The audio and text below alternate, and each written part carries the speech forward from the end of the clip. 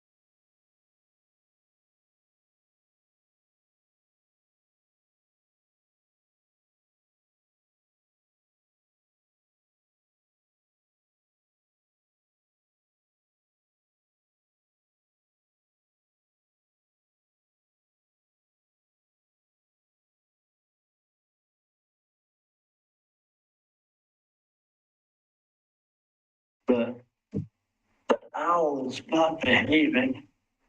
Video change speed. Oh, there it goes. Thank you for Thanks, Josh. Appreciate it. the agenda. Okay, and one other thing I gotta adjust is the video settings.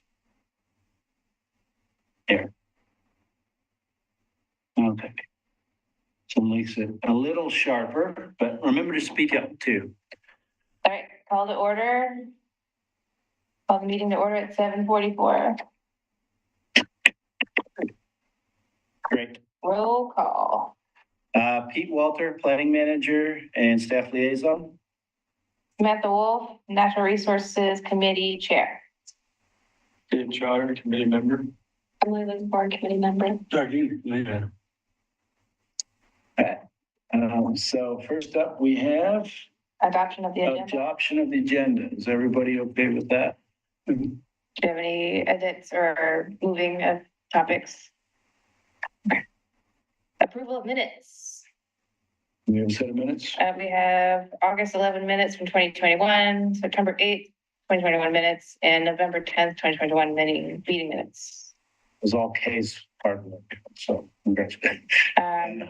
Any comments I for those? have any. Move to approve. All right, second? Okay, I'll take a roll call. Second. All right, Doug? Doug. Aye. aye. Aye, the ayes have it. Meeting minutes. All meeting minutes are approved. Thank you. Public comment. No public comment. Oh, it works for me. Great. Discussion items, tree canopy and tree code recommendations to city commission. Now, we can have, we can either do this now or we could do it after Josh's thing, but I think I can, I'll pull up what we have. Because Josh, you're going to participate in this discussion on this item? If you have questions, Mark, Okay, all right. Well, you're welcome to join us if you wish. I will join in case there's questions, Okay, since we did submit information to us. yeah. So let me pull this up on the agenda. And so first we'll take a look at the letter that was drafted. And I can just read it. NRC has written this letter to the City Commission to provide input as to the city's current urban forestry codes and policies and make a recommendation to address the loss of tree canopy. Healthy tree canopy goes beyond environmental benefits and extends to economic concerns, public health, community development, and more. Any questions as to the extensive benefits of urban canopy can be directed to members of the NRC, the Oregon Department of Forestry, or OSU Extension Office. In addition to the city's commission's goal number 7, the OC 2040 community vision explicitly calls for supporting our extensive tree canopy. Justification for prioritizing this topic is not in question. The issues at hand involve what to do. Number 1, to what extent do we understand and protect our current tree canopy? Public tree canopy assessment or inventory is essential. With this information, the city can determine realistic goals for how the trees canopy should be managed. A proactive urban forestry plan developed with public input is the next logical step in the process. So I won't read through all of this, but let's read through the points. Does the current code prioritize the preservation of mature trees? And here we've kind of gotten into how a hazard tree is determined under the current code and what constitutes a hazard. And the concern is that the current code allows owners to remove large mature trees in 3-foot planter strips with minimal justification or consideration for alternative actions to maintain the tree. And this is the fundamental issue, I think, for the NRC. Older trees with substantial shade are frequently replaced with smaller species if mitigation occurs. When a mature tree is removed due to sidewalk uplift, no mitigation occurs, and the city has no opportunity to recoup the loss of canopy. And they're talking about the 3-foot strips. Number Or 3. even with sidewalk uplift. Yeah. Are there ways to change code to better protect tree canopy? So you're advocating for some key changes, and those include for 4-foot strips and larger, compulsory replanting is recommended. Installation of low-growing shrubs or perennials is recommended. Should replanting not be feasible for 3-foot and narrower strips? If uplift of the sidewalk, it happens, alternatives to tree removal, including sidewalk repair, rerouting, and/or prudent root pruning by a certified arborist should be among the first options explored. An adjusted sidewalk may be feasible at a lower cost. A requirement to have a hazard report as well as a removal estimate could provide further insight as to the health of the tree and inform possible alternative solutions. If tree removal is unavoidable and mitigation is not possible, a higher fee in lieu to support planting efforts elsewhere in the city is recommended. I think it's currently $500. Fee to remove a street tree provides more incentive for retention. Also, the income from fees for removing street trees can support more tree plantings, improved maintenance and compliance enforcement. Recent report of tree planting in the city indicates that tree removals far exceed current efforts to replace canopy, let alone increase it. You're talking about cities that have more robust tree codes and require tree risk assessments by certified arborists, and advocating for a similar thing here.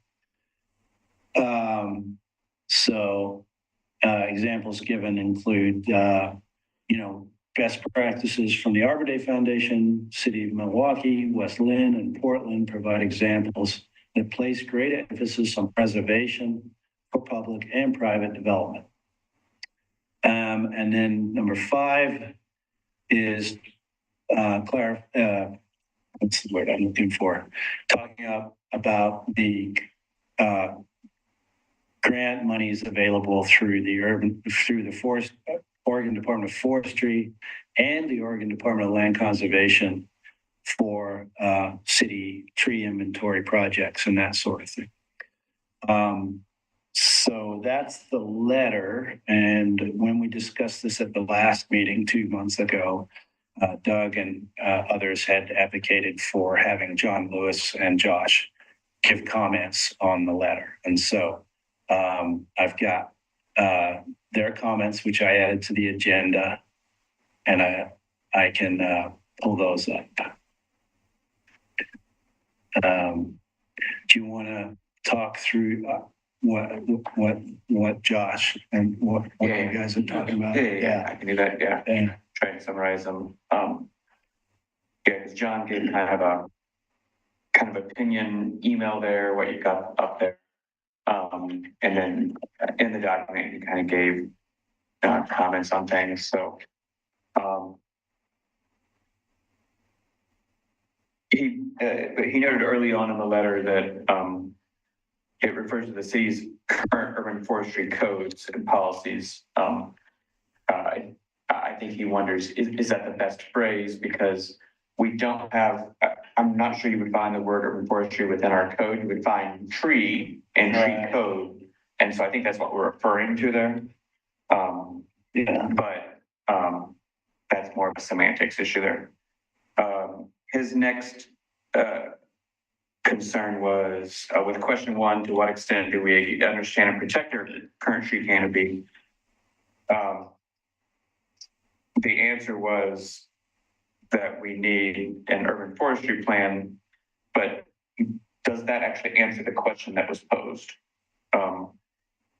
He's not necessarily disagreeing with the fact that we need a plan, but does it answer that actually question? Because, and I'll go into my comments now with that, is I used to work in North Chicago, Illinois, which is a suburb 40 miles north of the city of Chicago. And we had no type of tree plan when I came in, and our problem was dead trees. And in Illinois, the anything in the right of way, sidewalks, trees, except the grass, is the responsibility of the city, not the property owners like it is here. And so I was tasked with figuring out how to manage our trees, because our problem was every time there was a windstorm, trees fell down, and it would take us weeks to get back up. So we ended up doing a tree inventory without using an arborist. We just went around and said, what's dead? That's what we first started with, and then cleared them all out. And then our second step was, okay, now what's the condition of our trees? And I think that I don't see a lot of dead trees like I experienced in North Chicago here. There are dead end trees, but I don't see dead trees. I think an urban forestry plan would have a lot of things in it. It would be an inventory of our trees, probably in our right of way, and probably also on our city owned properties. It would be a condition, what's our variety types? Those things are all needed to determine, now that we know that, what do we do about it? Is it diverse enough? Are they being trimmed and taken care of in a way that's making them sustain many, many decades? Or are they not being maintained and so they're kind of falling apart? We don't know that without an inventory. So I think that's really important. The question is, who would do that? The three departments that really deal with trees right now are parks. That's their men to take care of trees in their own parks. Public Works, whenever something is in our way, we have to trim it so that we can actually pave or whatever else we're doing. And then planning from the perspective of really the sidewalk program is where a lot of that comes from. Planning assesses whether or not a replacement is required. And then my department with the sidewalks then coordinates with planning to make sure that something's being discussed with that sidewalk program. So I saw later on that one of the comments refers to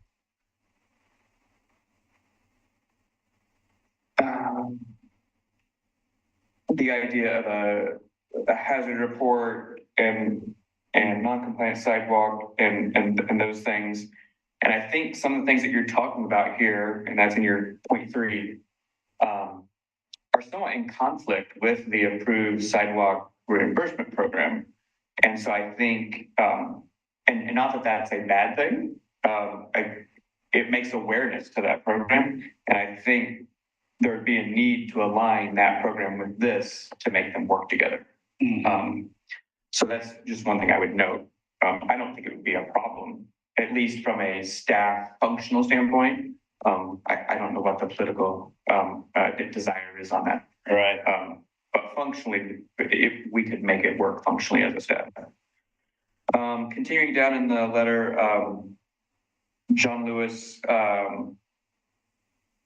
he commented on there being a focus potentially of preservation of street trees no matter the cost.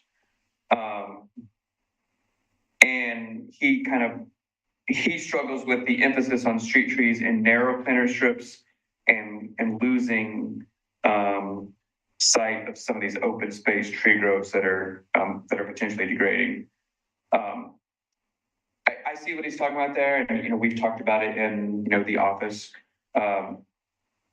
He really struggles with, we've come to be used the phrase much more often, right place, right tree, or right tree, right place.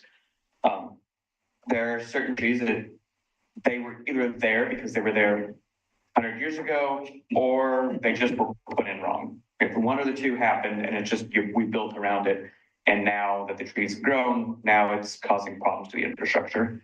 Not unique to Oregon City, happens throughout the U.S., but I know other Oregon cities, metro cities, are dealing with that.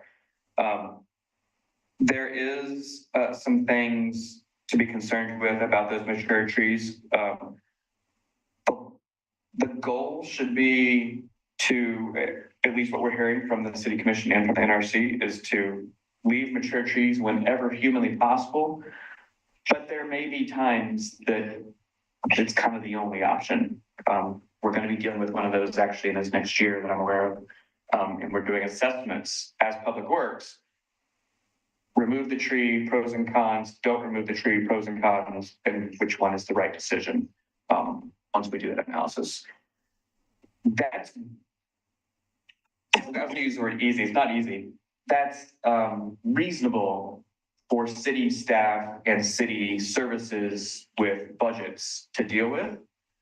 How reasonable is it for a citizen that is either Joe Original citizen, like the rest of us right here at this table?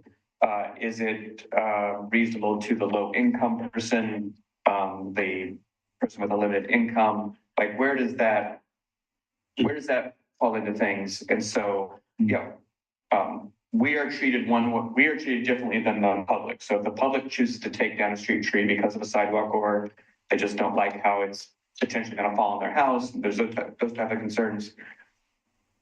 They pretty much go through the planning process, and it's either do some replantings, or maybe it's waived because of the size of the parkway. With Public Works, we have to go through a whole process.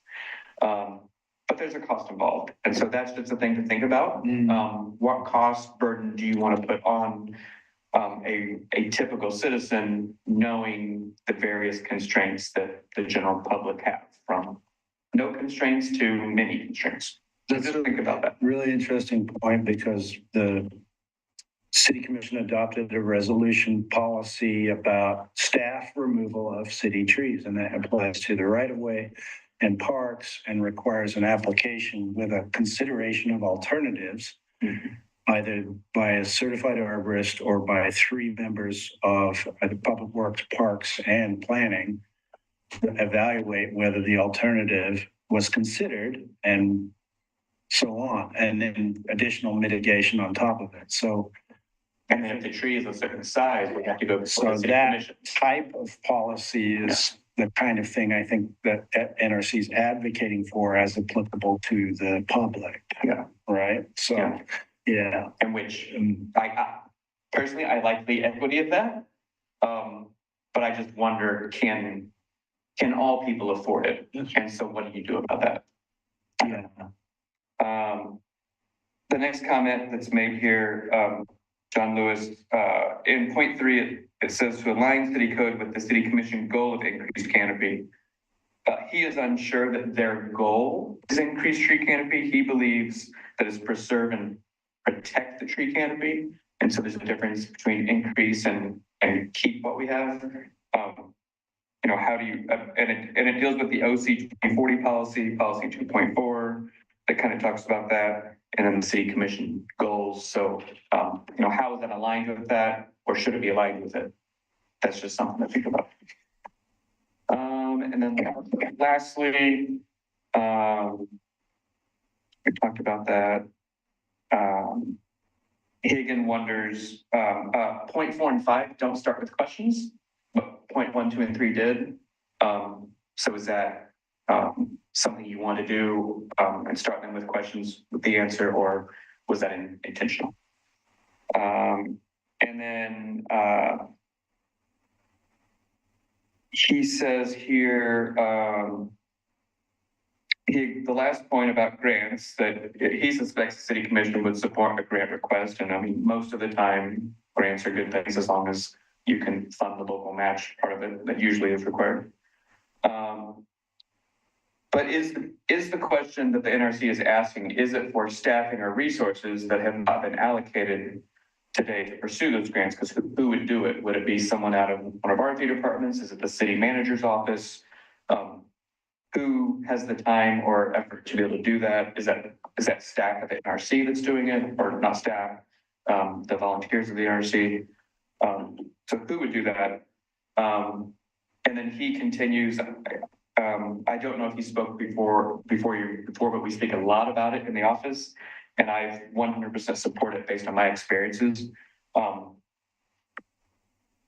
your efforts better placed in pushing for that urban forester, where you can have a position that can do almost all these things. They can dive into code, compare it to all the other cities, bring it to you guys. You guys decide what you like, what you don't like. That person could more than likely hire a outside person to do an inventory. They could apply for the grants. They could work with planning and engineering on right tree, right place, and be like a third checkbox when we're doing these applications and deciding what's going to be planted, what's going to be removed, why it's going to be removed, and should it be removed. To have that independent analysis, that's their job, that's their sole job, then the myriad of things that we have to do. Additionally, we can probably not put the effort on it that is probably desired, just because of limited resources, but that urban forester would definitely, if there's a way that the city commission could fund that, myself and John Lewis strongly advocate for that as a public works. We think it's a benefit to the community. Getting all street trees just on the urban forester, and which would also be an adjustment to city code saying street trees are now the responsibility of the city.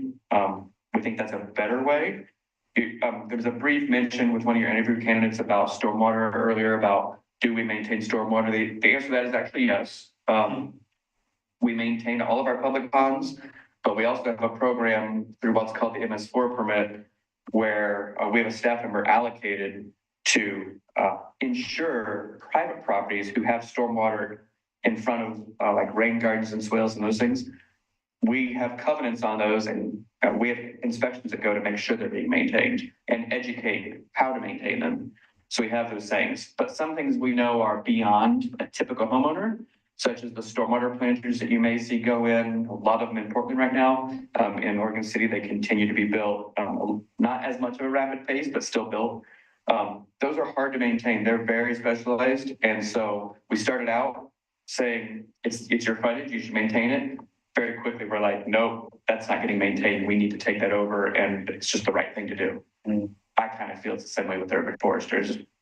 We aren't the right people. We're not tree people. Our contractors aren't tree people. Our staff aren't tree people to the degree. Pete's probably one of our most educated in that, and I've heard a few parks folks might be. But if you have that dedicated person, we would get to the next level. So that's our soapbox for that. It's very interesting because it's so incremental. Yeah. The improvements, and then in policy, and then practice. Yeah. So I think that's part of the frustration that some of the public feels, is because it's so incremental. Yeah. And yet it's a necessary process to go through. We have to pay attention to everything. In many ways, we see a lot of the policies that have come over the past few years, as well as these things. They're all great policies, but to some degree, they're a little bit cart before the horse, because being able to implement them has been a fairly big struggle. And then the policies continue to evolve, which is when you get transition of staff and new staff, you're like re-educating, and there's like, oh, well, we did it this way then, and now we have to do it this way. So really having someone be that, hey, let's do a holistic look over the whole thing.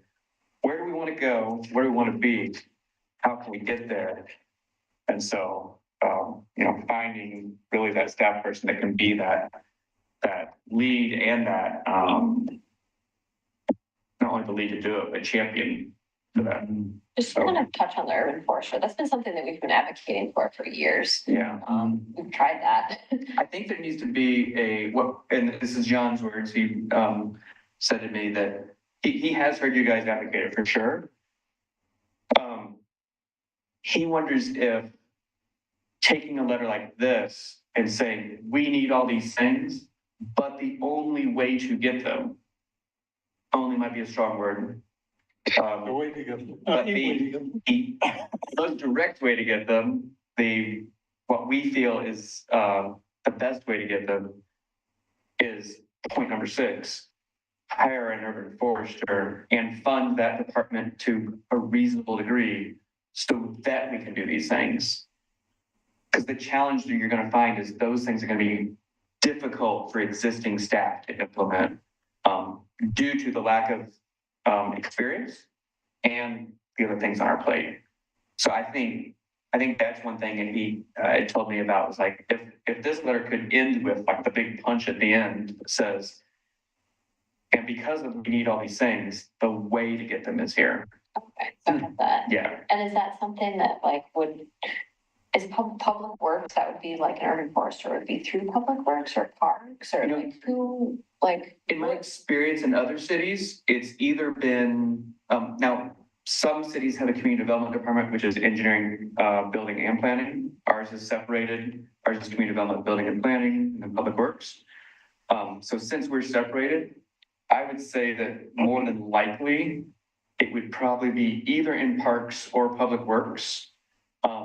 It doesn't mean it couldn't be in community development. It's just community development's more regulators, and the tree person would be kind of that mix between parks maintenance and parks beauty and parks keeping everything going, and the regulation side of public works and the construction side of public works. So it could fit in any of those departments, really. Yeah, in Portland, it's in parks, Yeah. but it straddles everything from basic maintenance in the right of way, enforcement, compliance enforcement, and parks as well. Yeah. So, and it also does compliance. Yeah. Yeah, so I think there's, the way it was when I worked there, there was development arborists. Yeah, there's development arborists and then non-development non-development arborists. So if you're just a homeowner wanting to take out a couple of trees every year, you talk to that set of arborists. And if you're actually working through Bureau of Development Services on a permit, you're talking to a different set of arborists about the code. Yeah. In fact, I just thought of this. I mean, in almost all initiatives, the more voices you have, the better chance you've got something to pass, right? That happens in almost everything that. I wonder, is there a benefit of a crossover between the parks, what's the Parks Committee called? PRAC and NRC. We've been talking a lot about Like getting together. putting those two voices together with this letter Yeah. would make that letter even stronger for everybody. And if, now we're without a parks director, right? Well, he's retiring or resigning and moving to another place. So there'll be a new parks director at some point. But the assistant parks director might be someone that could, champion things. Until then, I know he's going to be interim with the assistant city manager for a while, until they find a replacement. But maybe, connecting with Kendall and Tom and Alex, the assistant city manager, and then with someone like Pete or Aquila that, has connections here to the NRC, and getting the staff section together and the committee section together, do a joint meeting sometime. Well, I think first time I met Tom, because it's true. Top history, Yeah. First thing he says to me, parks has too much grass. And, which I agree with. I mean, even with the dog park, one benefit of dogs like, but even a lot of dog parks don't even have it. So the point is that it looks like we might on the park side have a strong advocate too. But then when yeah, there's definitely power in numbers. I've seen it many times in my career. So well, I think we've hit this at a critical point, because it seems that the support within the city, not only the public, into that effort. And I like to suggest we need this in order to do it. We need this. I think it's a great suggestion. I agree. It'd be really great. I also think there are ways we can, it's not as heavy a lift as it might seem to do some To components. do an inventory. Well, not necessarily inventory, but like a canopy assessment. Right. So that's aerial imagery. Yeah, the grants and then. So and you can pull aerial imagery from our metro. And Metro's been collecting aerial imagery data for years. And basically you can do a chronological assessment over time, given the boundary changes, and just measuring canopies. And so there are ways to pull that data and plug it into a tool that have become more available nowadays than they have been in the past. There's like, the University of Virginia, for example, has a lab that does it. But they've been doing it all over the country. So there are not only contractors and consultants that can do it, but also, academics that can do it. So I would full forest love to have the forester, but I don't want that to be our only prong in the fire, if that makes sense. There are smaller level projects than a full FTE that honestly could be easily overburdened with all these tasks. We can do some of that work and say, here's what we have, here's what it was 20 years ago, here's what the trend has been. This is the argument for the urban forester. We can make our own anecdotal argument, but we have no data to back it up. And you could, for the thing you're requesting there, you could probably have a, maybe not perfect assessment that you were talking about, these labs and things have done, but just by using the aerial photos, our GIS team, it would have to be a project that they would have to plan and schedule out, but they could likely, because we've got aerial imagery from 2000 till now, some it's a lot better now than it was back then, some of it's a little too blurry, but we have to figure out which ones are good and comparable, work with you guys of what we assess. And I mean, because we've got things like developable area that we've done and how much impervious areas we have. And all that data exists in GIS. The tree canopy is no different. So I'm sure that Chris Dunlop more than likely could probably prepare a then and now scenario for you. Yeah, Mm. so And there's funding. lack It's just a matter of of, you know, requesting. data, and it's not lack of capacity, well, capability. Maybe capacity is the question because Yeah. it's staff time, and staff time is, has project constraints already. Right. Asking you to do something new can't come from us directly, it has to come from the commission, my understanding. Yeah, I mean, There's small things we can do, like this example that you just gave. Not fully speak for Chris, but I'm guessing based on things that I've asked him to do, that if NRC said to the staff liaison, can we have this so that we can, so that's data to back up our letter? We could probably find time to do that. You know, is it gonna be a month or 2 or 3? Maybe. Just have to see what other things are in the queue. But that's not a 6-month project, you know, that's probably a few weeks project is my guess. So something like that, you can easily ask the staff liaison to say, can we do that to support our letter? And then we ask internally to do it. yeah. And I think there still is a sense of urgency about the grant deadline because the Oregon Department of Forestry has received a lot of money and funding and staffing too, to support local government efforts in this sort of thing. Yeah. And so that's another, if there's grants to do it too, yeah. Yeah, so that was the other thing, is like, it doesn't have to be on city staff to do the work. There's people who do this. And Yeah. grant money. if there's grants for it. Yeah. Yeah, and as long as like we meet the conditions of the grant, there is no match requirement. Yeah. Right? And we could, They're really good. so That it's, don't happen in our world. we have a lot of opportunity with these grants to do to meet a lot of the questions that you're asking about. Yeah, I mean, there's definitely going to be a staff lift to some extent, but it really depends on the scope of the project. So, But at any rate, yeah. thanks very much for the, Yeah. I appreciate the attention and the review. Thank you. Yeah. Is it possible? I don't remember getting this. Did this go It out? was attached to the agenda after the Yeah, agenda just- went out. So, yeah. Thank you. Okay, so, And if I have more questions, is it okay to ask you questions or Yeah, you can go direct. who is?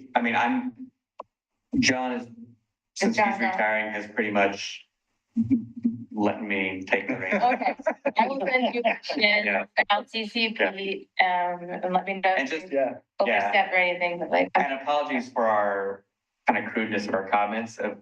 when me and John both made these, we thought it was just be kind of, but we didn't realize it was gonna be, so our formatting is kind of messy and ugly, but Well, I guess I have to. we would, no. But we would have been a little more organized with our points, but, It's okay. Yeah. The information is. you got the gist of it. Yeah. Thank you. The candor.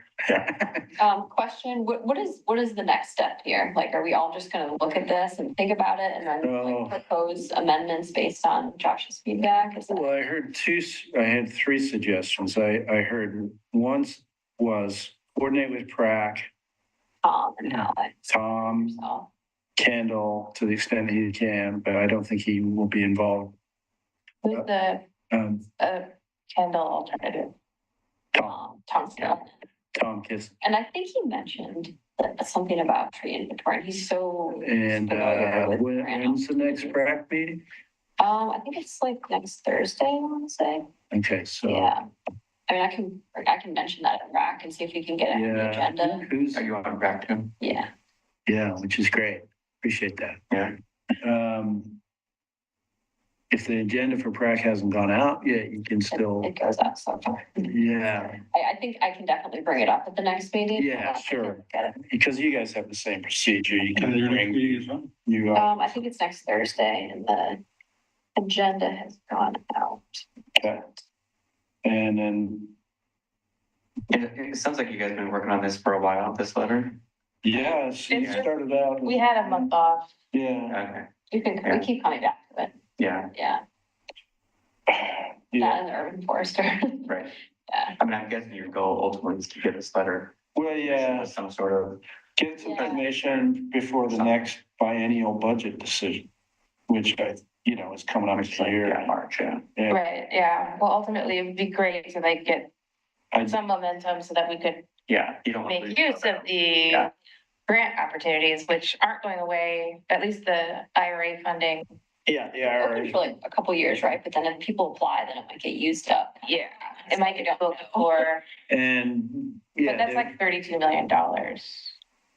Yeah. And it does try to emphasize It's less than disadvantaged communities to a certain extent. And they've got a mapping tool. And the first time I looked We at don't it, score very well we with didn't that. score very high, but there are census tracts within the city that do fall under the Yeah. disadvantaged threshold. Yeah. So there's And that. The other one, there's like the The other CJ one, tool, but yeah. the one that they recommend we use, that's kind of a compilation of other Uh-huh. similar tools. Oregon City has more area that meets that requirement. That's the one I was thinking of. I can't Because the remember. metro tool does not help us at all. No, we don't, We went down over the years because we used to have like 3 schools when you looked at school grants, and we're only down to 1 now. Mhm. right?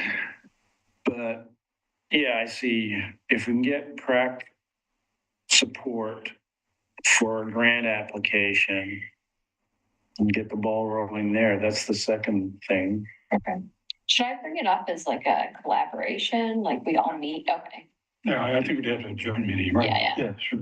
Yeah, I'd be up for that.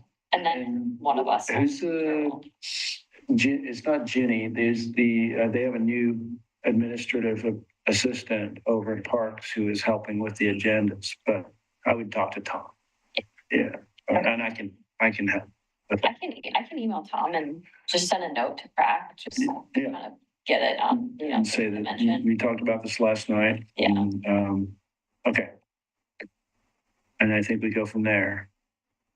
As far as the letter goes, I can take another initial stab if you guys want me to, and then incorporating edits and comments, and then send it back out. Yeah, what I was gonna suggest maybe though is maybe PrAC would want to put on the letter too. Oh, yeah, Yeah, and so, but should I do, Revise it. address the edits here, address the comments, and then, sure, Send it up. yeah, I'm Yeah, just send saying, it up to date. yeah. I just think I didn't want to get ahead of in terms of a final document at this. oh, no, yeah, I that's agree. fine. That's fine. Yeah, I'd love to have Craig join us on the letter. And what was the third group you were recommending? Said Alex. Oh, like Parks is being, once Kendall leaves, my understanding is Parks is being run a combination of Tom and the assistant city manager, Alex. So I don't know how that's working. That's just all we've been told so far. Good to know. Yeah, so Alex is the, And I think the reason is because Tom, yeah, he was the Parks Maintenance Supervisor, which is now vacant because he took over Assistant Parks Manager. And so there's 3 positions with 1 person in it right now. So they're supplementing that using the Assistant City Manager. So they're looking for someone to fill Tom's old job and also Kendall's old job? Yeah. I didn't even realize that there was who was the assistant parks person before Tom? Was that Well- a created position? Oh, no, a long time ago, well, not a long time, some time ago, it was Denise. Yeah. Who has been, like, whose job, I think they were was it vacant? going to fill it, but then Jonathan left. And so that took priority to fill.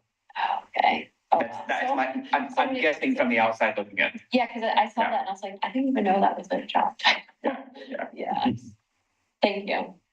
On these edits, do we want to, making a case for, a pure case for urban forestry, do we want to strip out those small actionable things that we want? Should we have a discussion about that? Should we leave them all in?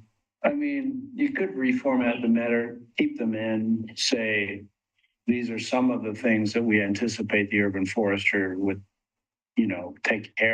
would tackle at the beginning of their, But in the interim, in the these look like interim. low hanging fruit that could potentially be handled by existing staff. Yeah, Or contractors supported by I agree. funding. yeah. And, Yeah, I can reformat it so that it highlights that some of the notes I got were, it would be good to know what an urban forestry management plan is and what it does, because it addresses a lot of the questions or comments that you were mentioning. And aligning language in the letter to language that it's referenced in the code.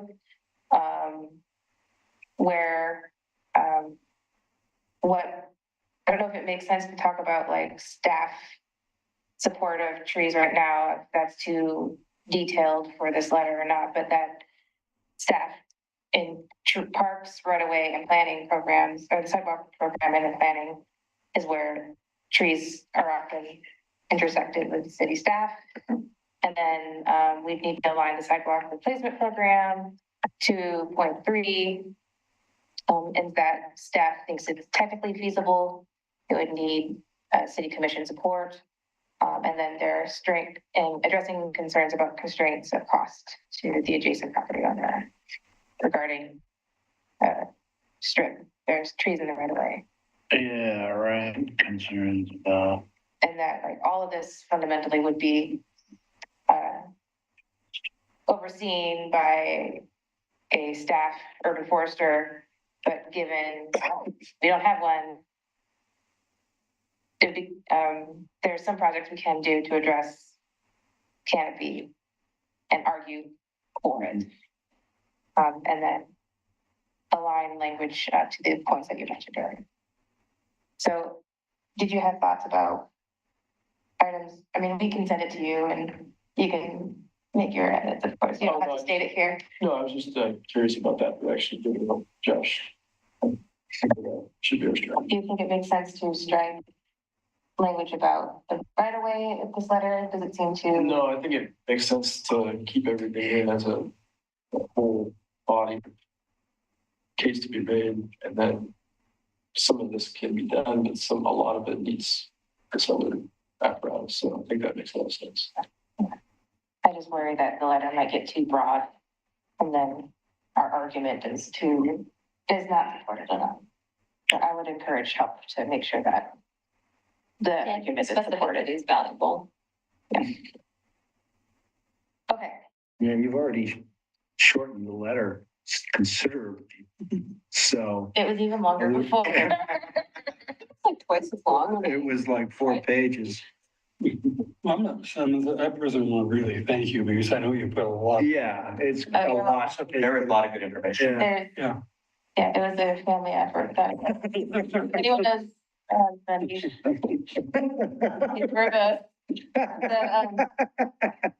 I had him help me. Okay, Cat's out of the bag now. I mean, you get 2 people in one on this. But anyway, I do appreciate, the comment. Thanks again. And of course, I'll send it out to the rest of the NRC and you guys can ring your red pen across it. Do not be I shy. will try to reserve some time to give some input, constructive input. Yes. Because I didn't really on the second iteration because it was all in your guys' courts. Yeah. But if you want me to, like. No, and I appreciate having staff review and making, and like saying like, this doesn't make sense because the code says this, or this is really, you know, there's some conflict with this other program. But yeah, overall, all that is my, you know, both Aquila and I read the letter and we felt it was, you know, really good encapsulating what you guys had discussed. But, you know, I think, it was a really good idea to have Josh and John weigh in on it. Mhm. And I'm happy that you have, and I think it's going to be a better product for it. So, yeah. Wonderful. Thank you. Okay, so. Next topic. I've had dinner yet? If you'd like to move to the next topic. Bye. Okay, I don't want Sorry, to yeah. go on unless you're ready. Night mode on my phone. Public Works amendments to street tree maintenance requirement. Okay, thanks. So this comes from our Public Works Operations Group and Clackamas Fire District number 1. They have both just earlier in the summer that they both came to me and said, because they know that I tend to be the code person in Public Works, and said, can we get the code changed to have higher tree trimming clearances over our roads and sidewalks? And so what I did was I reviewed some, not all, Metro City codes. And what I found, let me just do the comparisons for you. I did not provide this to you guys.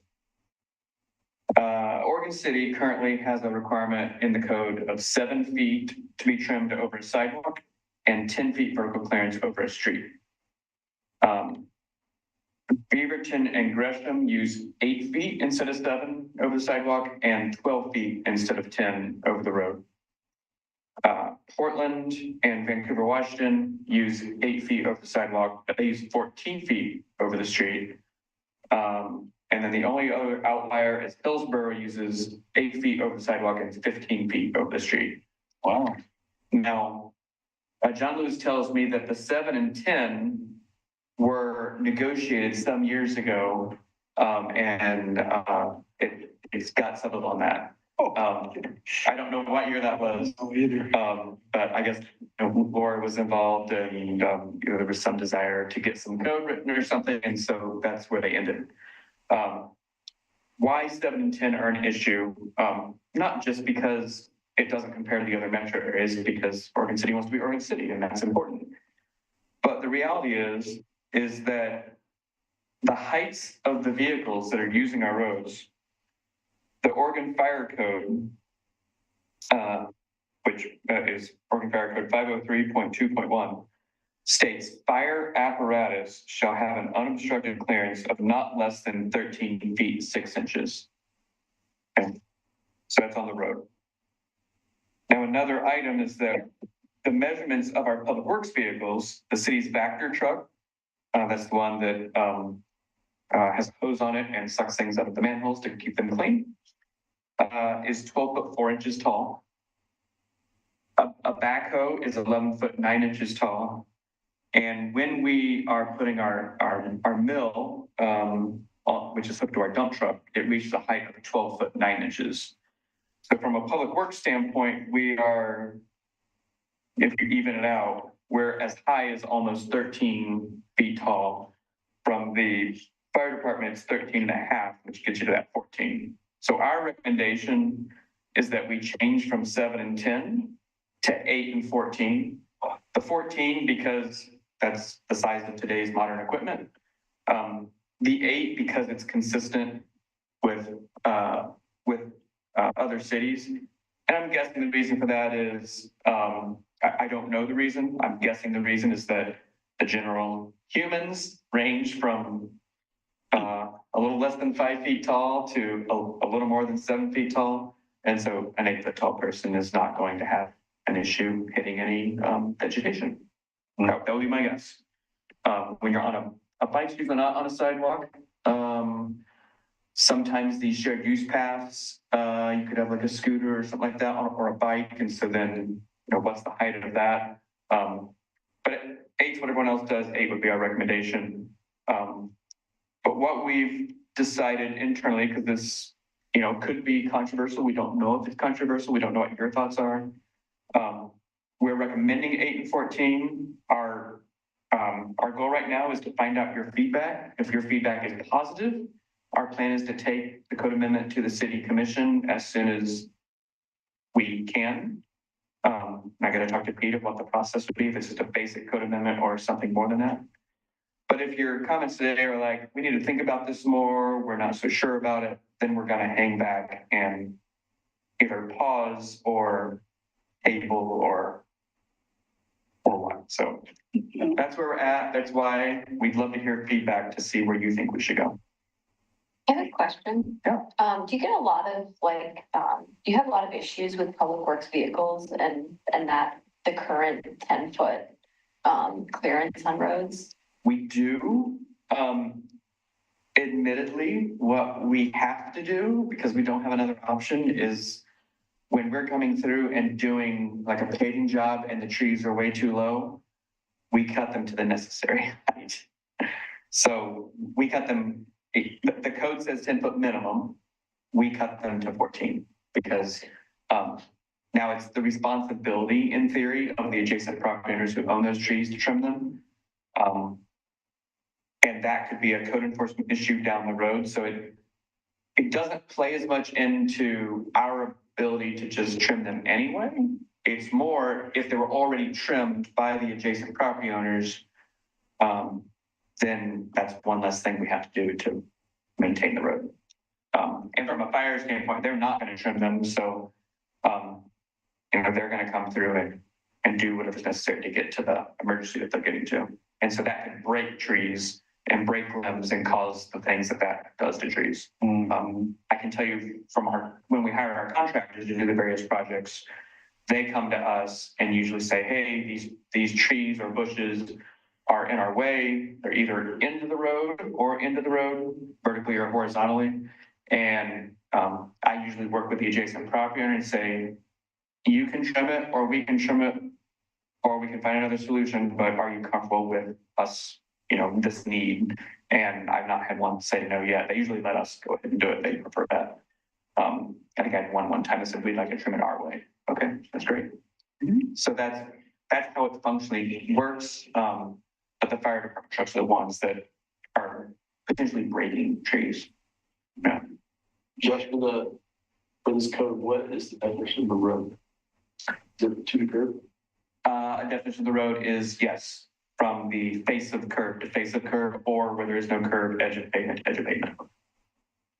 Is this information that you think would be disseminated to arborists who are doing tree work in Oregon City or to residents? Like how, say that this amendment was accepted and goes through, like how would people even know that has changed? So we would definitely put it in our newsletter. We would probably put it in an e-news update, and we would probably, it would be on our website. And so we would use those various platforms that we already use, but we would be open to other ways to do that. I mean, I like that idea of sending it to a local arborist.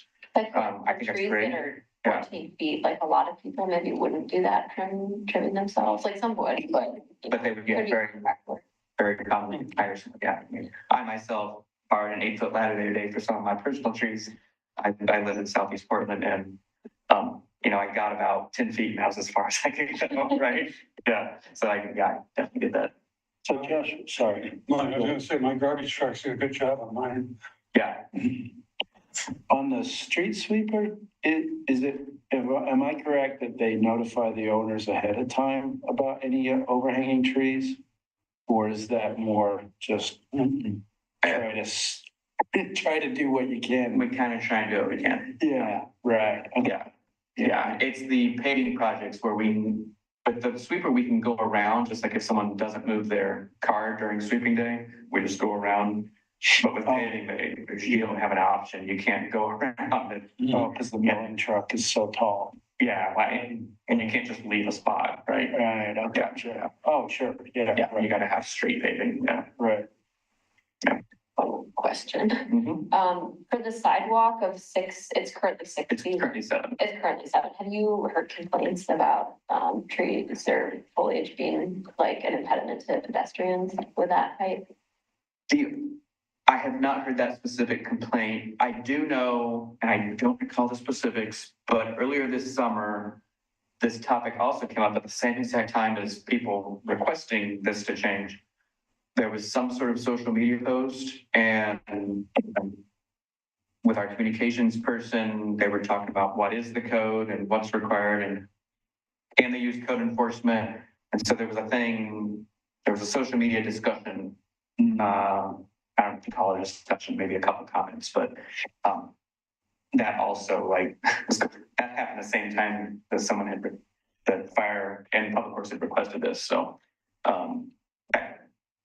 the comments in the ether out there, I don't know how much, if it was just this one little spot in the city or if more people are thinking about it. So that was something that was like on the radar, somebody. It was on the radar of somebody. Okay, that it was a height problem. Yeah. Okay. I've heard anecdotally from probably 2 or 3 times in the last 5 years about people, getting clipped or where they had a ball cap on and they were doing, like that, or they were just looking this way, got a glancing blow. But one of my colleagues really gave herself a good knock. It wasn't in Oregon City, it was in Portland.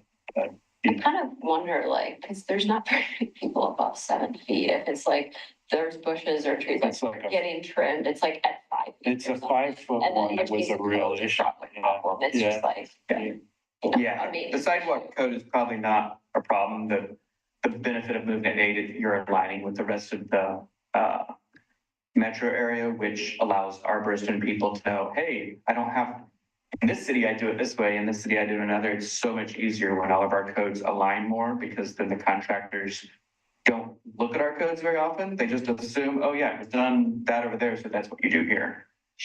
We have that happen in all the trades, concrete, asphalt, it kind of happens in all. The road, what I would say is the more significant issue, because those, they're getting clipped. They're getting clipped by I didn't have time to find out what the height of our trash vehicles are for B&B leasing, but I know they're causing it too. John brought that up to me. John Lewis, earlier today, actually. So. Well, it encourages me to do some pruning and stuff. Nice. So, I voiced the concern about establishing younger trees that really aren't even at that height yet. Mm-hmm. Oh, and I did a measurement in this building, so that beam is 12 feet. Okay. So I'll give you some idea of, it's pretty tall. the need for prudent pruning. Yeah. That's what I'm saying. And it's difficult to catch that ahead of time unless we've done a significant amount of outreach on the city's part. Right, so establishing good, because basically the mature tree form is what you get early, when you do the early structural pruning. Right, so the early So you're structural planning pruning for is the key. high. Yes, it is. Yeah. So basically what you're doing is hedging Yeah, mature trees at this point that haven't been established at, that was those exactly my concern. And, I was like, well, perhaps, the public's not gonna know what ANSI 700 or Right. 300 is, the pruning standard. And maybe a lot of arborists don't know that either. But it's about education and communication, just like everything else. So, so would there be, so it's only for trees that have branches that cross that curve line. Mm-hmm. yeah. What is the current method of pruning? The current method of pruning. Yeah, is it an arborist that does it, or is it a Well, It is, hedger? Like, I'm It just kind of says curious. trees shall be trimmed appropriately by a budding property owner. That's Because what it the- says. Whether it's a contractor that me or one of the other project managers hires, or whether it's our street crew, can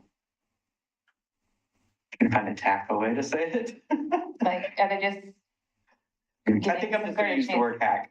okay, They're cutting the branches. We're cutting the They're not just branches breaking them off. out of our way. Well, yeah, we're not snapping them off, but you know, I know enough to be dangerous, And I that don't there are mean certain ways to because I trim a limb that makes it grow properly and doesn't create a dead spot and all those things. back to the collar.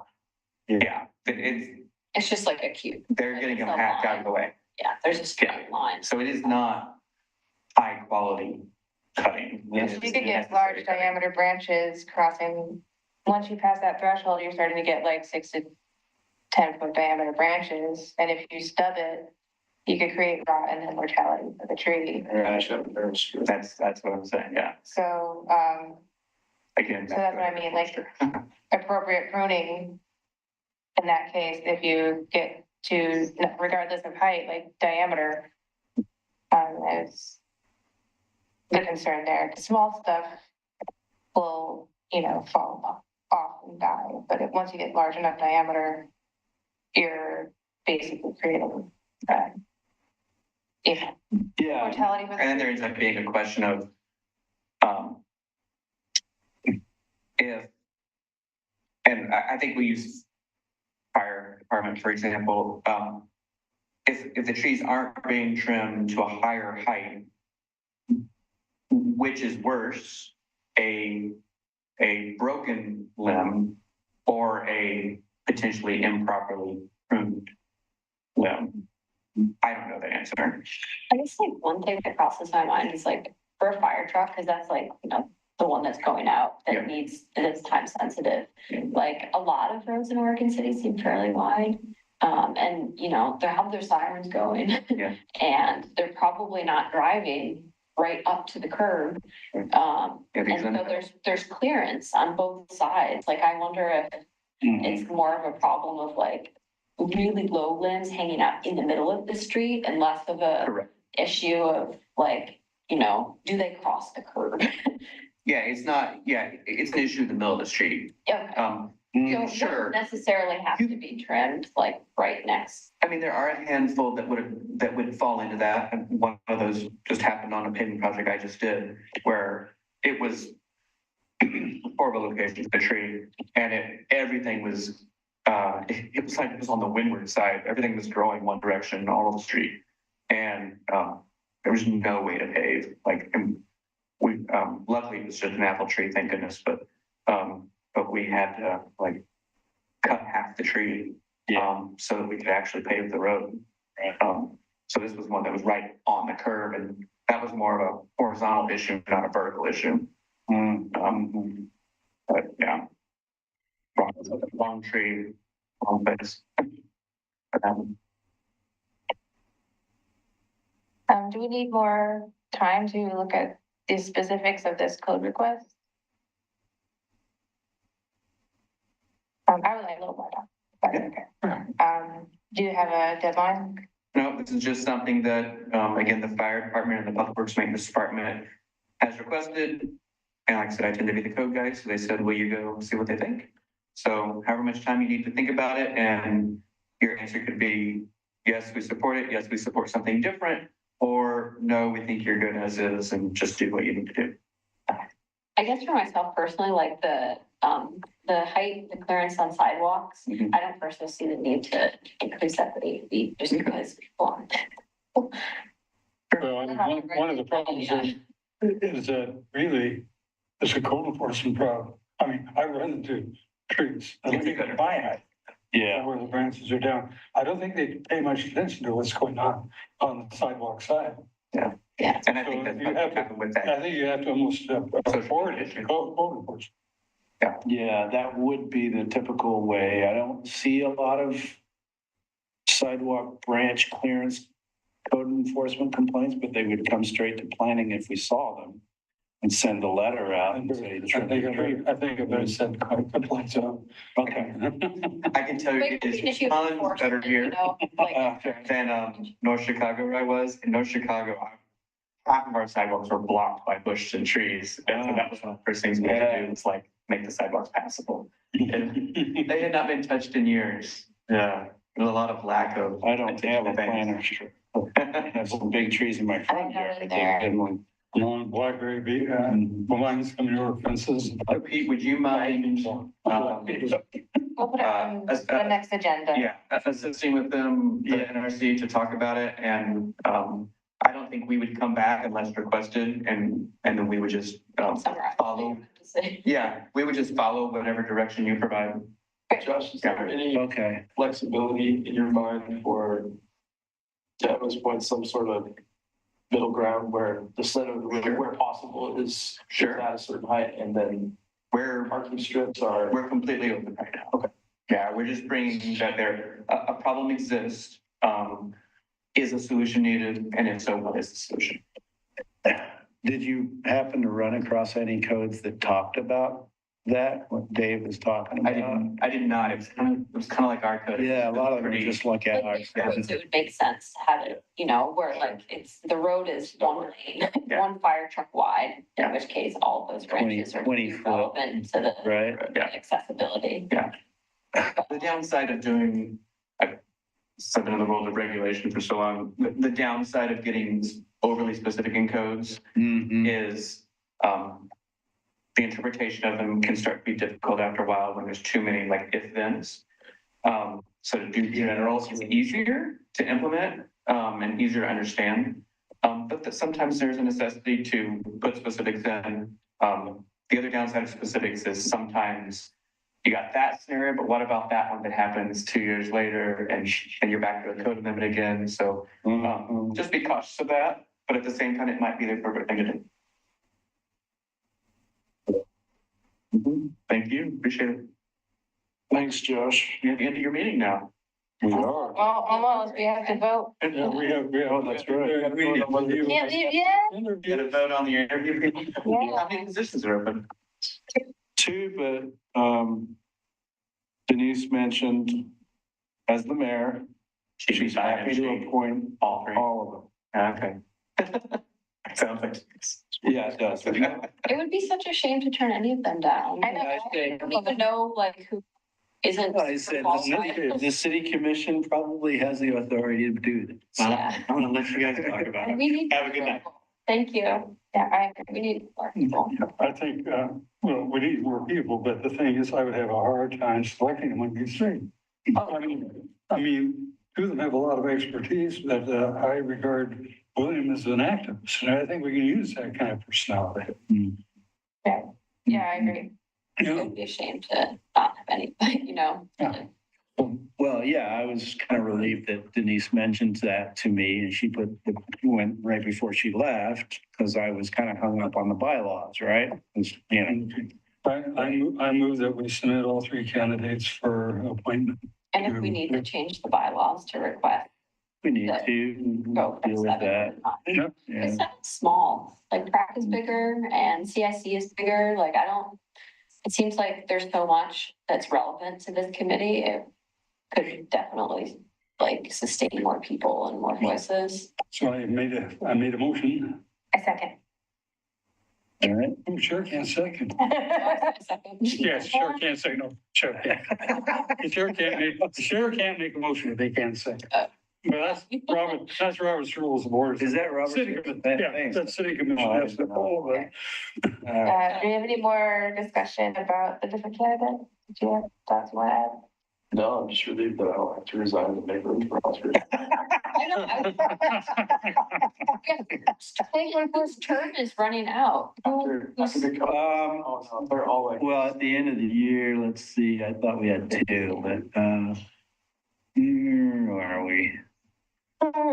Yeah, I don't want to resign either, but at one point Well, I don't know. I should step aside. I Well, would, but I don't want to. how many years are you? I think it's easier to change Like the. two. Okay, I think it'll be 2 in the fall. There's no reason to drop out. Yeah, I know, but all these people are so great too, and like. Okay, I've here are been the talking for years, terms. that we have. Yes. Let's see, 2024, Oh, mine's right. Okay. Yeah, mine is- Emily Well, it's 3 years. and Doug. That's what it says. I'll confirm with. Wait, Doug, you just got on this. Yeah, that is a replacement. As a Oh, well, I must have been a replacement too, because mine's I not. think so, Okay, that's fine. but so anyway, just bear in mind, it doesn't change anything if you reapply, bound to be reapply. Well, Yeah. any more discussion? Can we like let them all know so that they're not Yes. All right, let's vote. like thinking about All in favor? it? Vote yes. Yes, Yeah, fine. Any abstentions? Okay. this is exciting. We have so Yes, many. you vote in favor of all three. Yep, NRC has voted to recommend all three applicants. So we'd be able to fill the two current vacancies and then, Two more. no, I don't know Oh, we need to about have what one. number, you know, what does Robert Rules have to say about numbers on committees? Oh, it doesn't, that's up to the, whatever, Okay, that's whatever the okay, governance is. yeah, I okay. mean, could we just put it at 10, just in case somebody else I'm wants not to sure. move on? Well, Robert's Rules of Orders is really trying to create a situation in which you can finally make a decision. Yeah, well put. Okay. all right, Well, yeah, I mean, if that's, we have to have a separate discussion about what amending bylaws for in the next meeting. And would that be time sensitive? I don't think so. Okay. I mean, everyone who interviewed could probably just attend, right? Even, if Oh, sure. yeah, Yeah, they really wanted to, Yeah. even before they were appointed. so, future agenda items, is Josh's code amendment for pruning or for Canopy Heights on the road and sidewalk and the letter. Any other future agenda items? well, we want to see if we can have a joint meeting with PrAC, Would it be valuable to but have that's this not going to revised replace our. letter? I would suggest that would be in a special meeting because we'll be dealing with one topic. Yeah, okay, Okay, yeah. Yeah, After the. interviews. Yeah, okay. Okay. Any other future agenda items, like for, Yeah, I'll be presenting or seeking your input on the climate-friendly and equitable communities process, public outreach process, because we have a consultant, but they haven't started their outreach yet. The consultant is basically working on behalf of DLCD for the city, Department of Land Conservation and Development. We are wanting to implement, we have to implement these rules. It's a state mandate. They're parking reform rules. oh, that email that you sent. Yeah. Okay, However, we want to do it in a more targeted way because the city commission is concerned about parking impacts downtown, which is exactly where the mandates are in effect. You know, we can't require parking downtown except under certain situations. So that's what the process is about. And it could impact, the idea is that parking requirements, minimum parking requirements drive up the cost of real estate and and contribute to climate problems because as long as you have parking, people will drive and park there, like induced demand. So anyway, it's a state mandate and we're required to adopt mandates by the end of mid 2025. Yeah, so is that's this what. something that is on And, there, right? And so our consultant's going to be. She knows, okay. What's that?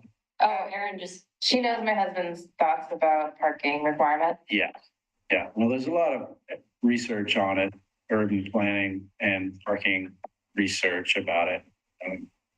Donald Shoup's book, The High Cost of Free Parking is one, and then there's numerous other books that are related to it, but, Mhm. Yeah, um, we can put that. So is this for October or for? yeah, it'd be probably October. Yeah, So that would happen like at our meeting. yeah. Okay. Mhm. Was there an email that you requested like Yeah, so additional we're public input? seeking an NRC volunteer on that task force, and you volunteered. Yeah, I said I would. Do. So, thank you.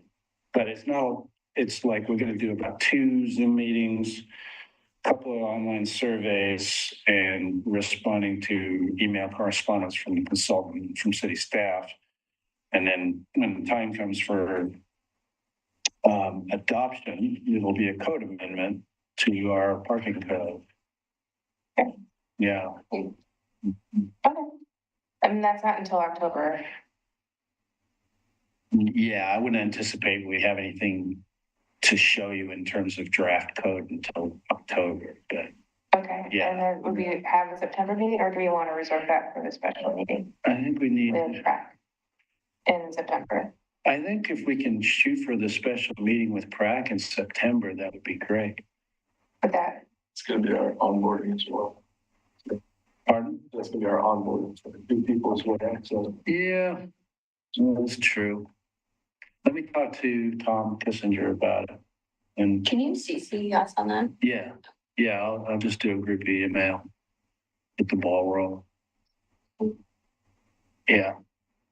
Sorry, I'm a little fuzzy after 3 night meetings in a row. It's my third one. But yeah, tomorrow I will follow up with Tom and send out an email and get the ball rolling. okay. Thank you so much. Yeah, I think that's it for now. Yeah. Meeting adjourned. 8:59. Thanks so much, Thanks, everybody. everybody.